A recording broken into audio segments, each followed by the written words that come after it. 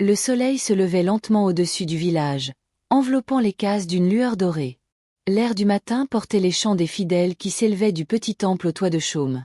Là-bas, les gens affluaient chaque dimanche, les pieds nus dans la poussière, les visages illuminés par l'espérance. Au centre de ce mouvement spirituel, trônait un homme dont le nom faisait trembler les cœurs, Pasteur Jeremiah Makoko. Makoko n'était pas un homme ordinaire. Sa voix avait la puissance du tonnerre et son regard, une profondeur mystérieuse qui fascinait autant qu'elle effrayait. Les habitants juraient qu'il parlait directement avec Dieu. Ses sermons étaient si enflammés que certains disaient ressentir le souffle du ciel quand il levait les bras. Les malades venaient en rampant pour recevoir sa prière, et il suffisait qu'il les touche pour qu'ils se relèvent. Le paralytique marchait, l'aveugle voyait, et les familles pleuraient de joie. Les gens parlaient de lui comme d'un homme choisi, un prophète envoyé pour libérer les âmes. Son église n'avait rien de luxueux, 4 murs de terre séchée, un toit d'herbe tressée, et une croix de bois plantée au sommet. Pourtant, chaque semaine, elle débordait de monde. Les fidèles chantaient, dansaient, tombaient au sol sous la puissance divine qui semblait jaillir de ses mains. Mais derrière l'apparente sainteté de Makoko, un détail troublant se répétait. Il interdisait à quiconque de garder les yeux ouverts pendant la prière. « Fermez vos yeux, enfants de Dieu !» tonnait-il d'une voix grave. « Celui qui ose regarder pendant que le Seigneur descend sur moi sera aveuglé par la lumière céleste. » Sa voix portait une autorité si redoutable que même les plus incrédules obéissaient sans hésiter. Fermer les yeux pendant la prière était devenu une loi sacrée dans tout le village. Ceux qui désobéissaient, disait-on, risquaient la colère du ciel. Makoko marchait dans les rues entouré de respect et de crainte. Les femmes s'inclinaient, les enfants s'écartaient, les anciens murmuraient des bénédictions à son passage. On racontait que même les démons fuyaient quand il parlait. Pourtant, certains yeux observaient en silence, troublés par son faste grandissant. Car pendant que les pauvres peinaient à nourrir leur famille, le prophète portait des vêtements neufs, des montres brillantes, et un parfum venu d'ailleurs. Mais personne n'osait poser de questions. Comment le pourrait-on? Makoko guérissait les malades, bénissait les récoltes, prédisait la pluie. Pour les habitants, douter de lui revenait à douter de Dieu lui-même. Alors, on se taisait. Ce matin-là, un souffle différent traversait le village. L'air semblait plus lourd, comme si le ciel lui-même attendait quelque chose. Sur le sentier principal, un homme avançait lentement, portant un sac usé et un regard curieux. Il s'appelait Malik Carter, un étranger venu de loin, en quête de vérité plus que de foi. Son pas était calme, mais ses yeux observaient tout avec une précision presque méfiante. Dès son arrivée, il entendit parler du fameux pasteur Makoko, ce prophète que tout le monde vénérait, celui qui faisait marcher les boiteux et voyait des visions du ciel. Intrigué, Malik décida d'assister à l'un de ses cultes. On le guida vers le temple au toit de chaume, simple en apparence, mais vibrant de chants et de cris de louanges. À l'intérieur, des dizaines de fidèles se balançaient au rythme des tambours, les bras levés, les visages baignés de larmes et de ferveur. Makoko apparut, vêtu d'une tunique blanche immaculée, un large sourire aux lèvres. Son regard balaya la foule comme une lame invisible. Puis, il cria. « Aujourd'hui, le Seigneur guérira tous ceux qui croient. Mais fermez vos yeux, car la lumière du ciel brûle les curieux. » Aussitôt, la foule obéit. Des dizaines de paupières se refermèrent, des corps tombèrent à genoux, des voix s'élevèrent en supplication. Tous, sauf un. Malik, au fond de la salle, garda un œil entr'ouvert. Son cœur battait fort, non par peur, mais par méfiance. Et ce qu'il vit fit naître en lui un froid terrible. Makoko, croyant être invisible, cessa de prier. Il se pencha vers les offrandes disposées devant l'autel, et avec une rapidité presque nerveuse, ramassa les billets, les pièces, les bijoux. Ses gestes n'étaient pas ceux d'un homme sain, mais d'un voleur qui craint d'être surpris. Malik resta figé, son œil à demi ouvert, sa gorge nouée. Puis soudain, comme mu par un 6e sens, Makoko leva la tête. Leurs regards se croisèrent. Pendant un instant, tout sembla s'arrêter. Les chants, les tambours, le vent, tout s'effaça. Seuls 2 regards restaient, celui du faux prophète, brûlant de rage, et celui de l'étranger, clair et calme comme un miroir. Makoko reprit aussitôt sa posture de sainteté, puis, d'une voix qui tonna dans tout le temple, il désigna Malik du doigt. « Toi, étranger, tu as défié le Seigneur. Tu as regardé ce qui t'était interdit. » Un murmure parcourut la foule. Les fidèles ouvrirent les yeux, cherchant l'homme désigné. Avant que le soleil ne se lève demain, continua Makoko d'un ton solennel, tes yeux verront les ténèbres éternelles.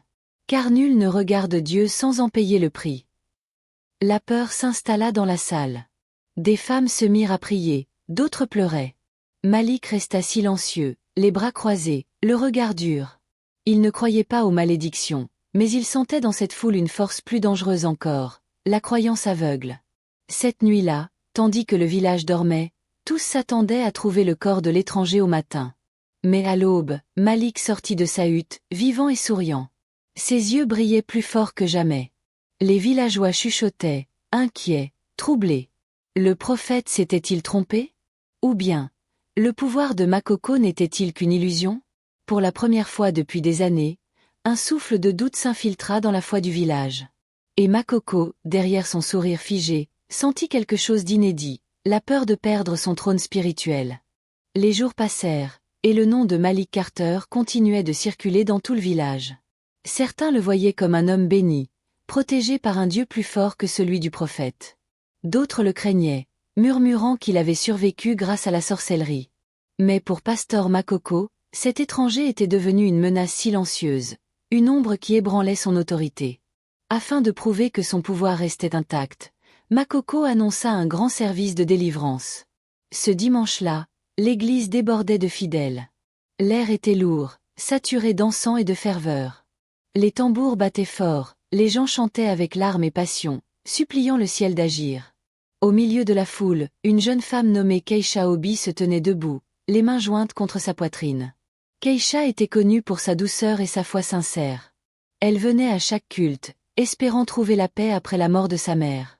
Ce jour-là, elle priait ardemment, les yeux fermés comme toujours. Mais la chaleur était étouffante, et la curiosité la rongeait. Pourquoi devait-on garder les yeux clos? Pourquoi tant de peur autour d'un homme censé prier pour le bien? Quand Makoko ordonna à tous de fermer les yeux, Keisha hésita. Une seconde. Puis deux. Et, lentement, elle ouvrit les siens. Ce qu'elle vit la figea. Makoko, debout derrière l'autel, ne priait pas. Il murmurait des mots étranges, une langue inconnue, ses mains tremblantes comme s'il invoquait quelque chose d'invisible. Son regard semblait fixé sur un point au sol, et, un instant, Keisha crut voir une ombre ramper près de ses pieds, une ombre longue, sinueuse. Soudain, Makoko s'arrêta net. Son regard se tourna vers elle comme une flamme qui trouve sa proie. « Toi !» gronda-t-il d'une voix qui fit taire tout le monde. « Tu as désobéi à la parole du Seigneur. » Le silence tomba. Tous les yeux se braquèrent sur Keisha. « Tu as ouvert les yeux pendant la prière, n'est-ce pas ?» Elle voulut répondre, mais aucun son ne sortit. Ses lèvres tremblaient, sa gorge brûlait, pourtant sa voix refusait de sortir. Makoko leva les bras au ciel. Que le jugement de Dieu soit accompli. La bouche qui ose défier le prophète sera réduite au silence. Un cri muet s'échappa de Keisha, et elle s'effondra à genoux. Ses amis la relevèrent, paniqués, mais sa voix avait disparu. Elle ouvrait la bouche, hurlait, pleurait, sans qu'aucun mot ne sorte. La foule tomba dans la terreur, certains criant que c'était la preuve du pouvoir divin du prophète, d'autres priant à genoux pour être épargnés. Makoko, les bras levés, reprit la parole d'un ton triomphal. Ainsi agit le Seigneur contre ceux qui doutent. Ce jour-là, Keisha devint un symbole. Les fidèles parlaient d'elle comme d'une victime du sacré. Les enfants, en passant devant sa maison, baissaient les yeux, murmurant des prières. Mais Malik, lui, observait. Il savait que ce n'était pas la main de Dieu qui avait frappé cette jeune femme, mais celle d'un homme qui craignait d'être démasqué. Le silence de Keisha n'était pas un miracle. C'était un avertissement. Et dans ce silence naquit la première fissure dans le mur de peur qui protégeait Makoko. La rumeur du miracle de Keisha avait enflammé le village. Et de perdre le contrôle de son venin. Le lendemain du scandale, le village entier était en ébullition. Certains disaient que Malik avait blasphémé contre l'homme de Dieu. D'autres, plus silencieux, avouaient enfin leur peur depuis longtemps cachée. L'église, jadis lieu de prière et de miracles, n'était plus qu'un sanctuaire de doutes et de murmures. Le prophète Makoko, reclus dans sa grande maison à l'écart, errait comme un lion blessé. Ses disciples les plus proches avaient fui, les fidèles se faisaient rares. Ils priaient à voix haute, criant vers un ciel muet. Les offrandes avaient cessé, les chants s'étaient tus. Seul le vent répondait à ses suppliques. Pendant ce temps, Malik allait de maison en maison, parlant calmement aux villageois. Il ne prêchait pas une nouvelle foi, il leur rendait simplement leur liberté de penser. Dieu n'a pas besoin de peur pour être écouté, disait-il, et aucun homme n'a le droit de se faire son remplaçant. Un soir, une pluie lourde s'abattit sur le village. Les éclairs fendaient le ciel, le tonnerre grondait comme un avertissement divin. Au temple, Makoko, fou de rage et d'angoisse, ralluma les bougies autour de son autel. Devant lui, le serpent noir reposait dans son pot, immobile. « Ils doutent de moi, même ceux que j'ai sauvés, » cria-t-il, les yeux injectés de sang. « Toi, mon fidèle protecteur, montre-leur qui détient le vrai pouvoir. » Mais cette fois, rien ne répondit. Le serpent demeura inerte. Makoko s'approcha, le saisit à main nue, et un cri déchira la nuit. La bête le mordit violemment à la main, ses crocs s'enfonçant dans sa chair. Il la jeta au sol, mais déjà son bras gonflait. Pris de panique, il tomba à genoux, le souffle court, les lèvres bleues. Au même moment, Malik entra dans le temple, accompagné de quelques villageois. Ils découvrirent le prophète effondré au pied de l'autel, son serpent mort à ses côtés. Makoko tenta de parler, mais ses mots sortaient tachés, désespérés. Ce n'était pas moi, c'était lui, le serpent. Malik s'agenouilla à côté de lui, son regard plein de gravité. Non, Makoko. Ce serpent, c'était ta peur. Et c'est elle qui t'a dévoré. Quelques minutes plus tard, le prophète du village rendit son dernier souffle. Le tonnerre s'éteignit, et la pluie cessa doucement. Les jours suivants, les villageois détruisirent le vieux temple et bâtirent un nouveau lieu, simple, ouvert à tous. Keisha retrouva lentement sa voix, comme libérée d'un sort. Le silence fit place à la vérité. Quant à Malik, il resta encore quelque temps, aidant les gens à reconstruire leur vie, avant de partir un matin sans prévenir, comme il était venu. On raconte qu'avant de disparaître, il grava sur une pierre au centre du village une phrase qui, depuis ce jour, guide tous ceux qui passent. La foi est lumière, mais la peur en fait une ombre. Ainsi se termina l'histoire du prophète Makoko, non dans la gloire, mais dans la leçon laissée à un peuple qui avait enfin ouvert les yeux. Merci d'avoir suivi cette histoire jusqu'à la fin. Si tu as aimé cette intrigue pleine de mystères et de révélations, n'oublie pas de t'abonner à la chaîne, d'activer la cloche et de liker la vidéo pour ne rien manquer des prochaines histoires incroyables.